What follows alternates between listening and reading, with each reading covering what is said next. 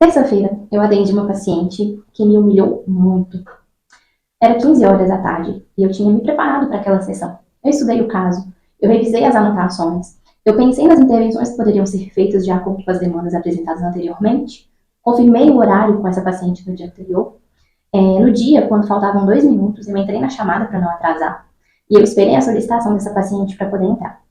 Ela entrou, a sessão começou e ela começou a compartilhar as demandas dela do dia, da semana.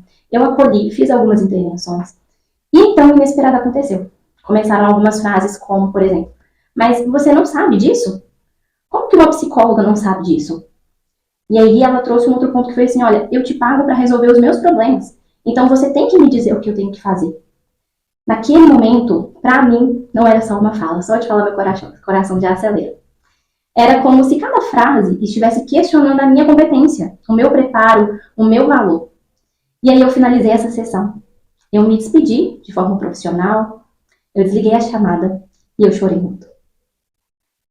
Porque ainda que eu soubesse que aquilo que ela estava dizendo era mais sobre ela do que sobre mim, no fundo, eu quero oferecer o meu melhor aos meus pacientes.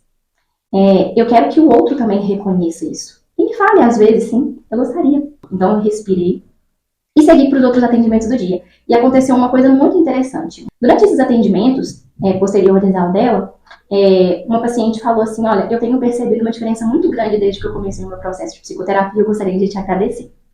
Depois, na outra sessão, outro paciente falou, eu estou conseguindo lidar muito melhor com isso depois que eu comecei o acompanhamento com você. E no fim do dia, quando eu sentei para poder fazer os meus prontuários, caiu uma ficha muito importante para mim. A primeira paciente daquele dia era eu. Era a minha autocrítica, era a minha necessidade de ser impecável. Era o medo silencioso que eu tinha de não ser suficiente. Então eu percebi o quanto a minha percepção sobre mim mesma, naquele momento, estava completamente incoerente com a minha realidade. Na maioria das vezes, a pessoa que mais vai te cobrar é você mesmo. A crítica externa vai te machucar, mas é a interna que vai gritar aí dentro. E se você não perceber isso, vai começar a acreditar que um erro, uma crítica, uma fala atravessada vão definir quem você é.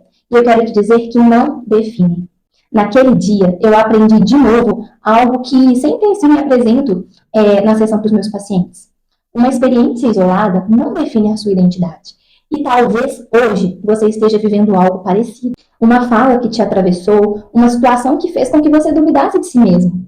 Um momento que colocou em xeque tudo que você construiu até hoje. E se alguém vai aprender a te reconhecer com equilíbrio e gentileza, esse alguém, primeiramente, precisa ser você.